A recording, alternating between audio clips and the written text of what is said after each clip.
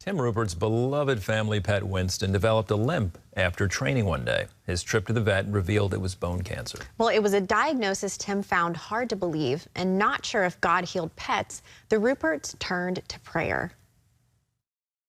I love what my family gets me for Christmas and stuff, but that was an incredible Christmas gift. The best Christmas gift Tim Rupert received in 2018 wasn't from his family. It was from God. I was standing there just going, I can't believe what I'm seeing. My faith grew more and more and more that the miracle had happened. It definitely made Christmas so much better. It started in June of that year. Tim was doing some retrieval training with their golden retriever, Winston.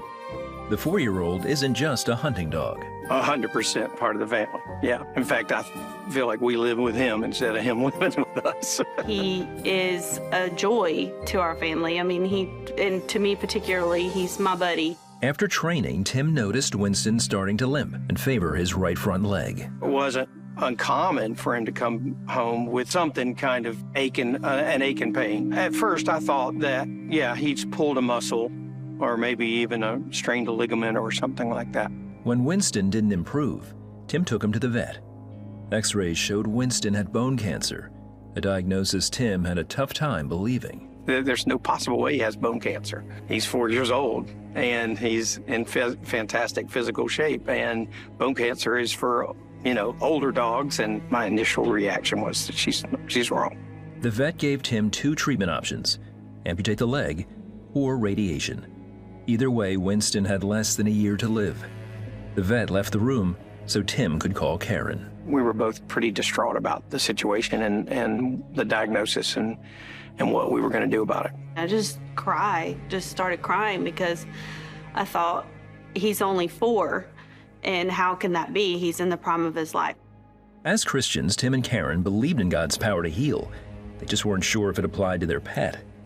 So after Tim hung up, he said a quick prayer, asking God for guidance. He answered it with, if it's important to you, it's important to me. When the vet returned, Tim told her there was a third option: prayer. At that point in time, she kind of said, well, if that makes you feel better. When I walked out of the vet's office, I was scared and confused and filled with faith and wondering if I was insane and just thinking, okay, God, you're really going to have to show out. Throughout the rest of summer and into fall, the family prayed for Winston. Friends were coming over to pray as well, but he wasn't getting better. We saw him limping around, and it broke our hearts. I was beginning to really see the muscles begin to deflate. He was atrophying. Around that time, one of their friends encouraged Tim to not just ask for healing, but to pray with authority. I was speaking then to the cancer. You don't have a right to be here. You have to go in the name of Jesus, by the same Spirit that raised Christ from the dead. You got to go. As Thanksgiving and Christmas approached, the Rupert household grew somber. It had been over 3 months since the diagnosis. If the vet was right, Winston's time was running out. I'm trying to emotionally prepare for God to heal him, but also prepare that if he doesn't, because our family is going to be distraught. My kids are going to be distraught. It was definitely a time of sadness and just waiting. It really, really broke me. I would sit on the floor on my hands and knees and just cry over him because I thought by now God would have done it. Then on December 1st, while Tim was working in the yard, Winston came racing around the house, jumping like a puppy. I was definitely in shock, and I was struggling with real disbelief. I didn't know what to think. I didn't know how to feel. I was scared but excited all at the same time. He was healed, 100%. And I think it just settled on me. God did what he said he was going to do. The Ruperts weren't the only ones who believed God had done a miracle. Veterinarian Dr. Nancy Moore heard about Winston's story and had to examine him herself. He had this looking like a hole in his leg, the lytical lesions. There's no longer this hole in the leg that looks like you could pass a quarter through. In fact, she presented her findings to the Christian Veterinary Missions Conference in 2023.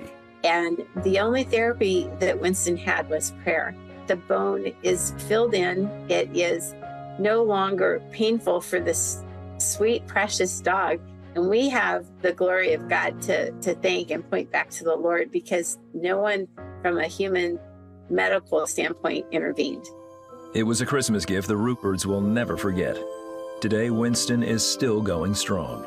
Tim, Karen, and Dr. Moore believe God is in the business of healing for all of those we love. He loves these four-legged creatures, two-legged creatures, winged, beaked creatures more than we do. We are meant and called in the Bible to be good stewards of them. And so this includes that, being a steward and being a voice and letting the power of prayer be part of their care. So my faith has been increased by praying with expectation. I'm definitely tracking and journaling to see what I prayed for, to see if God gave it to me or not. We have not because we ask not. Jesus meant that when he said it. God cares about the finest, most insignificant details of your life. If it's important to you, it's important to him. And you should bring it to him because he cares. This Sweet story puts a smile on my face. And a tear in your eye. And a tear in my eye. No, seriously, like, this is amazing. Listen, we're both dog parents. I know you love Charles. I do love her. You love Charles. And it's a girl, it's not a boy. Yeah, Charles, but yeah, it's a female dog, 9-year-old hound. Oh, and then I love my baby. He is 3.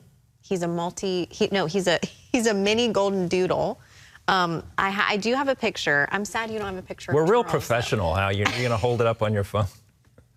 I don't know if you guys can see. Now, who is that lovely lady? So that's my grandma with him, and she literally said, she was like, "I'm in love with him, Ashley." And I go, "I know, I'm in love with him too." The dog looks uncomfortable. No, but seriously, I think that story is such a reminder for us that God has authority over all creation. A lot of people pray for their pets, for sure. Listen, I can't tell you how many times I have literally laid hands on my dog and just prayed over him. Just like when I have to leave him for a couple hours, I'll pray for protection over him.